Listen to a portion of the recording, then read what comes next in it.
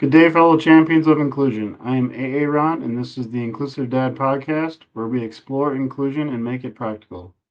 Thank you for taking time out of your busy schedule to join me in exploring ways we can create a more inclusive world together. You are important, you matter, and you can make a difference. Today, my guest is Jennifer Orr. Welcome to the show. Thanks, Aaron. I'm really excited to be here. Thanks for having Yeah, me. absolutely. Why don't you just start us off by just telling me a little bit about yourself? Sure. So I am an educator. I've been in the field of education in one capacity or another for about 30 years. I've had the privilege of working as a classroom teacher, special education teacher, and specialist and a system leader. But my heart has always been in early learning, and most of my work is focused on K to 3, where children sort of begin to form confidence, self awareness, and that belief that they can learn. So, my passion for inclusion really grew from both my work in schools and my experience as a parent. When my own daughter struggled to learn to read, I saw how discouraged she was and how discouraged it can be when traditional instruction doesn't meet a child where they're at. And I knew she was a bright and capable girl, but the process just wasn't connecting for her. And so that experience combined with my years of supporting teachers in inclusive practice led me to create my company called Eyewords, which is an organization dedicated to developing a researched approach to early literacy that integrates visual, auditory, and kinesthetic input with play in order to strengthen neural pathways for both letter sound connection and high frequency word automaticity. And the materials that I developed and the program that I developed was actually researched by a team out of Stanford University. And that research is published, and the iWords method and materials are now being used by educators across over 50 countries. Wow, So that's to awesome. Thank you. Yeah, today I present internationally on inclusive education and inclusive literacy practices, and most recently at the World Literacy Summit at Oxford University. My mission really just remains the same: to make reading accessible, engaging, and successful for every learner, regardless of ability or background. Thank you for that. What got you started in the education? In I mean, education. honestly, when I was a student, I was always interested in supporting other learners. I was always a tutor. I was always helping other Sure. kids. When I graduated, I started actually, believe it or not, in banking. So when I first graduated, I had an opportunity to work as for a large bank, which I went to a big city to do. And I was there for a very short time. I had also been accepted into Teachers College at the same time, and I was there for a short window of a couple of months. And I said, no, banking is actually not for me. And when I went into Teachers College and was on my first practicum, I knew I was home. Yeah, that's interesting. What is your definition of inclusion? Yeah, so for me, inclusion means intentionally designing environments where every learner can access, participate, and feel valued. It's not about adding supports after the fact, but rather building accessibility in from the very beginning. The same philosophy guided the creation of iWords. So for literacy instruction, inclusion means that every child has a way to connect with print. So when children see, hear, and say, and physically interact with letters and with words, they aren't just memorizing, but they're forming deep phonemic and orthographic connections that make reading automatic and meaningful. And this approach supports all learners. So, learners with dyslexia, learners with learning challenges or differences, and even those who are learning English. By teaching in a way that reflects how the brain works best, we're really able to be inclusive and engage all learners. Yeah, that's awesome. Yeah, you talked about how to, build the environments from the beginning, or, when you're creating stuff, make sure it's accessible from the beginning. I agree with that because, yeah, in my view, it's a lot easier to do it that way than, after the fact. But why not make it inclusive and then have to give everybody what they need individually? Yeah, just let's create it ahead of time where there's different ways to access it, and then Yeah, and it's I usually be simpler. absolutely. And I think, Aaron, like when we design to reach all learners, universally, so that we create what we call universal design. So Yep. we don't have fragments or pockets of learners within our classroom that can't access the information. But if we design intentionally and create, universal supports that help everybody, then students who would typically struggle with traditional methods don't have so much to do to catch up. They have an access point, and we can work with them. Even if they do fall behind, they can access the material, and they certainly aren't excluded from the learning. And that is, I think, that's what's intentional about creating these tier one strategies that are good for all. Yeah. And it's and there's so they're but necessary for some. So good for all, but necessary for Yeah. some. Yeah. I like that. Who are like your mentors, or who are the big name people in inclusion that you follow and enjoy Um, reading their stuff? well, I worked a lot with professors at Stanford University when developing this program. And so I worked with people in the field of um, they worked with neurodiverse students, but Mhm. also really focused on how the brain works and how it accesses, what parts of the brain get lit up and how do learners access reading. So in working with, scientists in this area, I think they really helped me to understand how best to support learners. So I'm thinking specifically of Pia Sorkar, Dr. Pia Sorkar, Dr. Ben Strauber. Um, were very, very motivational for me in terms of reaching deep in trying to really support how the brain works when developing programming. Yeah, that makes sense. What about you? Have you always been included? No, I haven't always been included. I think there've been times both as an educator and as a parent when you feel unseen or unheard. And those experiences remind me that inclusion isn't just about, being invited into a space, but it's about having your presence valued in that space. So, in the same way, in literacy, when children struggle to read, they learn to internalize that as a reflection of their own ability. And then they start to see themselves as outside of learning rather than, within that learning environment. So this is why inclusive literacy instruction is so powerful. For myself as a parent, when I had a student that struggled, um, and I knew I was dealing with a very bright child who just wasn't being met. We weren't accessing the parts of her that I think we weren't able to see how well she learned because we weren't reaching the parts of her that were supported in the learning. And that was really hard to have to go in and advocate firstly for my own child, but also as an educator, and understanding the things that I knew and were doing in my own classroom. Mhm. So those pieces were really hard.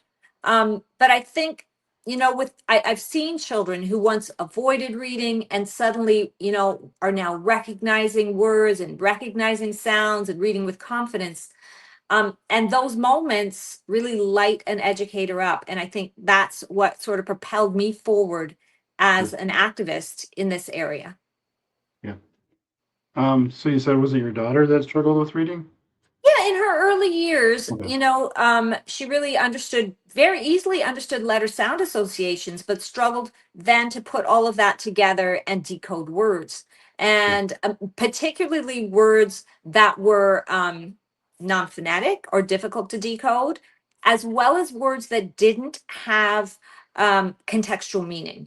So like a word like said, which is non-phonetic and not really doesn't conjure up a mental image in your head like cat or dog would. Right. So those words I found for her were particularly difficult. They weren't phonetic and they weren't contextual. And I knew, and those were the most important words, because they appear most frequently in text. So those high frequency words. So it was there that I really started to build out a program. How when you figured out she was struggling and needed to talk to like school, how did that go for you as a parent trying to work with the school to get her the help that she needed? Yeah, so I mean, I come to it from a unique perspective because I was both a parent but also an educator and an educator in that space. Um, so once I sort of supported educators in saying, hey, we're both on the same team here. Yep. I'm not here to lay any blame. I'm not like, tell me how I can help you and I'll tell you what works best for her. Yep. For sure. And once we came to that point, I think it really wasn't a battle anymore. It was a team. We were building a team. And like I say, my daughter and many young readers really only needed support for a short period of time before they were able to bridge that gap. But it was that window, from sort of late K to grade 2 where there was a big gap to bridge. And once we got there, things went much more smoothly. But I think for me coming to the table as both an educator and a parent and saying, I just want to be a part of the team. Yeah. Yeah, it's interesting. So yeah, I have a daughter, 23, Cecilia. She has cerebral palsy and epilepsy, and has always been on in the special education in the U.S. So experienced a lot of meetings, but I mean, obviously, I've never experienced it from your perspective, being actually a teacher and educator. So it's interesting. I've heard some stories where it's been quite interesting when you're in that your position trying to advocate versus somebody who's not a teacher. So it's kind of Yeah, I think understanding the system certainly does help. yep, I was also in my roles when I worked as an educator, was a special education consultant for my okay, school district. So I really did have an inside view right, on yep, how things work, how we can engage support. But I wasn't looking for tier 2 or tier 3 intervention. I sure, was looking for just universal supports that were going to be yep, good for all and that I felt we needed. yeah, interesting. Yeah, because it is interesting because as just me not knowing any of that stuff, I don't know what's available. It Trying is to, certainly helpful, and there are consultants out there to help guide parents through that process. yeah, for sure, absolutely.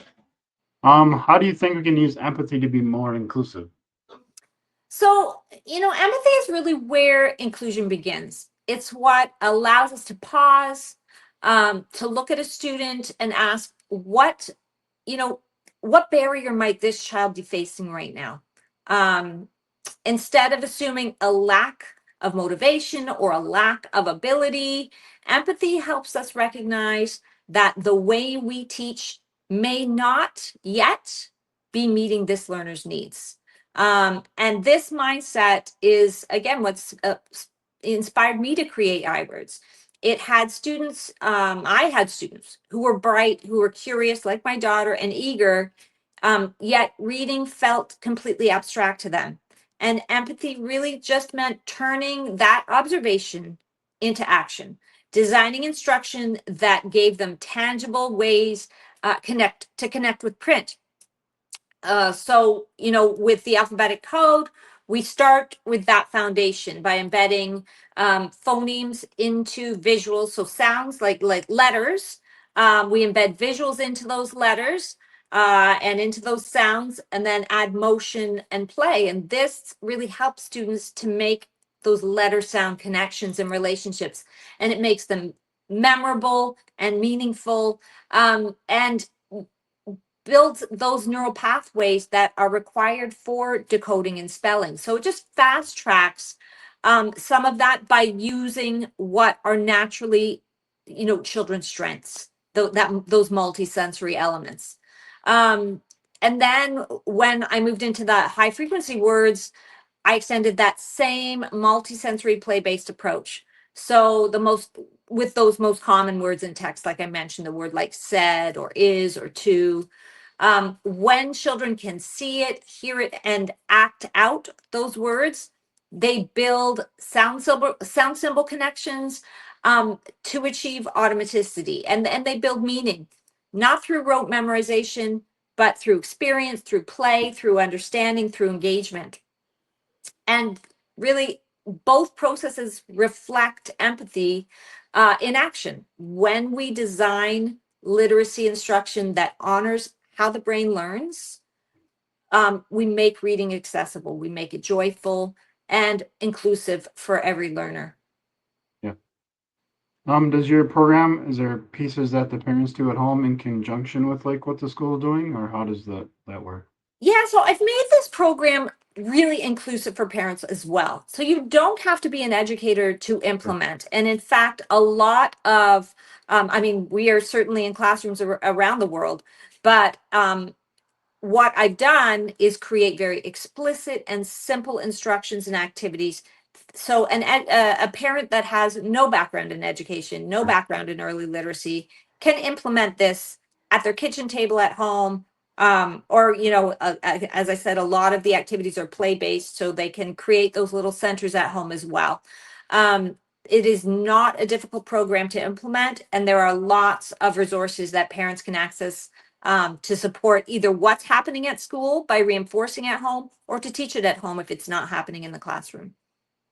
That's awesome. Do you help parents if they, let's say their child is struggling and they find you and start doing stuff at home? Do you help parents work with the schools to try to integrate maybe some of the stuff at school so that you guys are they're on the same page? So I've had parents reach out and ask, how would they get this embedded into their Yeah. school district? So then I would maybe reach out to the educators or the admin in that district or in that Yeah. building, and offer free workshops for Sure. educators. Because I think once, and I do free workshops for parents as well. But I think once they have an opportunity to hear about it, to see it in Yeah. action, it's really not a difficult transition. Most educators jump on board because they're looking for something like this to support their learners. That isn't a lot of extra work to an already heavy curriculum. It's a supplement to support what they're already doing. And so it's not a difficult sell, if you will. So if parents reach out, I often will get in touch with their school or their district to see how I can support and offer free workshops. Yeah. I love that because, yeah, I mean, as a parent, I realize how important it is for like the what's going on at school and what's we're doing at home to be in sync. Otherwise, it's not it doesn't go well. So that's very important. And so I'm glad that you're able to work with both the parents and the schools to get it the same.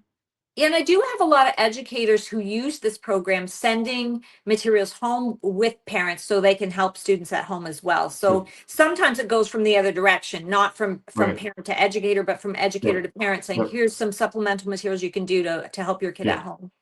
Yeah. That's great. Yeah, because I mean, as it was all frustrating, like if you don't know what they're doing at school or what can we, I mean, if we're already reading at home or helping, like how can I do things that you're doing at school so we're not, doing something we shouldn't be, or that if she's doing it at school, I'd rather be doing it at home. That way she knows it's familiar with it and that kind of thing. So Yeah, absolutely. I think that parents, by and large, parents just really want to support their right, children. That was my situation as well, and they just want to know, how yeah, best can I support? What can I do right, to help what you're already doing? yeah. Are there common things that parents maybe or mistakes parents make that you can maybe point out? I'm not sure if there are, but let's just say I'm reading it. I should read it a certain way, and I'm not reading it, or no, is there certain? Yeah, I mean, I think this is we're in a tricky space right now in the world of foundational literacy. And the reason for that is because a lot of what we were doing in the last, I want to say 20 years, research has debunked. Hmm. And so educators are shifting. in terms of how they're teaching young learners, foundational literacy. So, there was a movement, I would say, gosh, maybe 30 or so years ago, away from what we call structured phonics. And we started looking at something called balanced literacy, where educators were encouraged to reach a student's interest. So it was like interest-based reading, Yep. and using cueing systems to help kids kind of guess at words when they didn't know the word or when they couldn't decode the word. But we weren't explicitly teaching the rules of phonics. We had moved away from that. So now what's happened is we are shifting back to what we call structured literacy and systematic phonics, introducing phonics skills in an order of sequence, which is great. But a lot of parents did not learn that way. They Right. learned in a balanced Yep. literacy, movement. So now they're trying to educate their kids on skills they never really learned. Yep. So there is lots of material available for parents, Mhm. free material available for parents to help support their students in this way. Yep. But what I would do is say, get on a podcast or listen to a couple of podcasts about structured literacy versus balanced literacy, just to get your head clear about what the differences are so you can Yeah. support. And then, there's lots and lots of free resources available to help. Even, Eyewords offers a ton of free materials on our free section of the website, eyewords.com as well. Yeah. That's a great point. I mean, as you were talking, I remember when my son got to middle school and I was going to help him with his math, and I was looking at the math, and I was like, man, he was like, yeah, that's how we do it. I'm like, nope, you're not done yet. Like the new way you're doing it, you're not getting. We went out to like it was a repeating thing in division or whatever, and I'm like, you're not Yeah. even getting to the in your estimating. I'm like, I can't help you because like you pointed out, I was taught a different math a different way. I can't unless I research how they're teaching him. I can't teach him that way. So that's a great point. Yeah, and it is a real disconnect for parents, I Yeah. know. And for well-intended parents who really want to support their Right. kids, this is a challenge, no Yeah. question. Yeah. That's a great point. What is one tip that you can share to help our listeners be more inclusive today? So just something anybody can start doing today to be more inclusive. Well, I often think of inclusion through, that you may be familiar with that image. It's kind of a well-known image of so children who are watching a baseball game, and Mhm. they're standing sort of behind a fence. And Yep. in the first scene, you'll see everyone is standing on the same sort of a box. So everybody's Mhm. standing on a box trying to peek over the fence. And we call that equality. So everybody gets the same.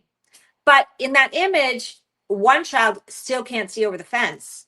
So they've got the same size box as the other two, but the other two have different heights. So they can look over the fence, but that one child can't.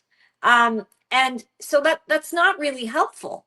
But in the next image, the boxes are adjusted. So each child has a box that supports their height, and now everybody can see over the fence.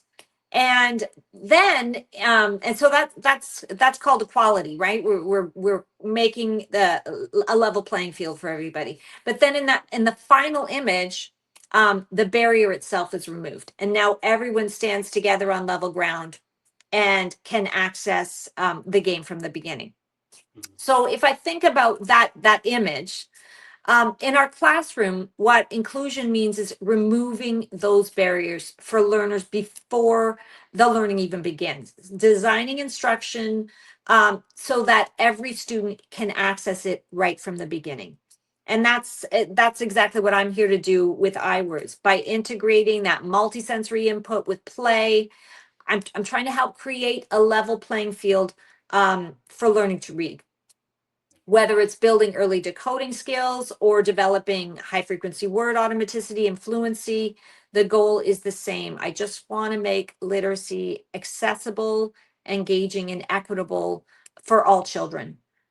So in practicality, I'm saying when you're designing your program, design it that way from the beginning, because it's tougher to have to go back and fix what you haven't implemented at the start, and that's difficult for a teacher, but as a parent, what's heartbreaking is how do I repair the emotional damage to confidence at that point? How do I undo that? And so if we can design our programming in our classrooms to be inclusive, and have these universal supports in place from the beginning, we don't have to do so much repair. Love that. You've mentioned the word play a few times while you've been talking. How important is play in like teaching people reading or helping with reading? Well, it's an interesting, Aaron, this is really interesting because as we've moved back towards more structured literacy, where we're teaching really systematic rules of phonics, it's become in large part more paper pencil driven. And what I see and what I've tried to kind of push against, or rail against with my programming, is that yes, we do need structured literacy, but we cannot remove the aspects of fun and engagement that children love, or we lose kids in the process. So we can't throw out the baby with the bathwater. Yes, we need to bring back structured literacy, but bring it back with engagement, with play, with fun, with games and activities, with multisensory learning. So kids are moving their bodies, they're using their eyes, their ears, their hands.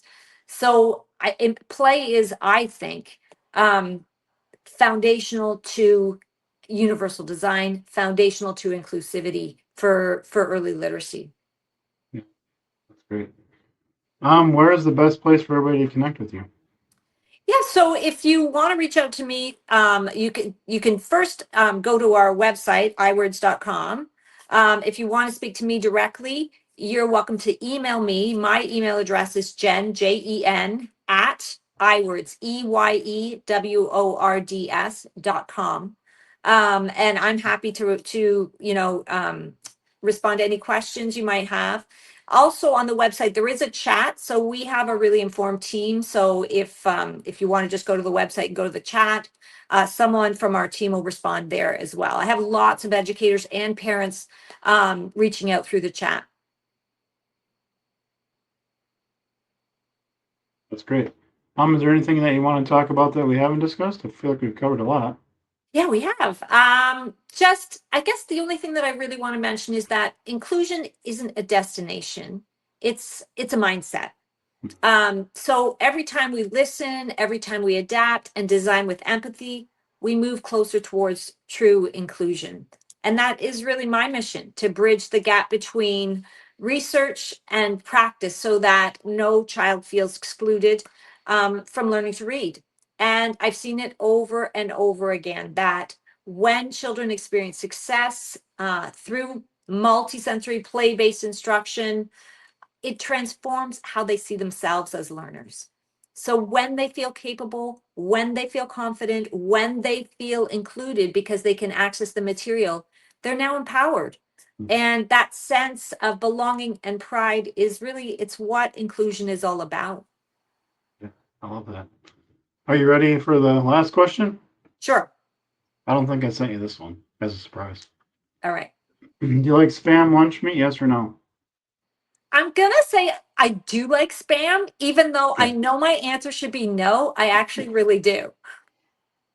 Why should your answer be no? Well, it's probably not healthy, and I should probably be promoting healthy food choices. But if you're asking, if the question is, do I like it, then yes.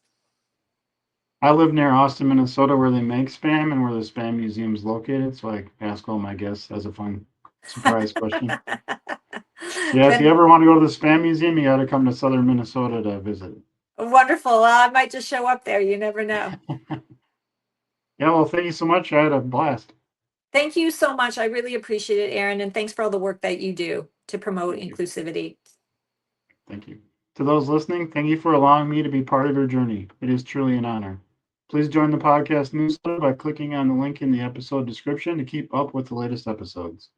Together, we can make the world more inclusive. Until next time, stay empowered and be a champion for inclusion.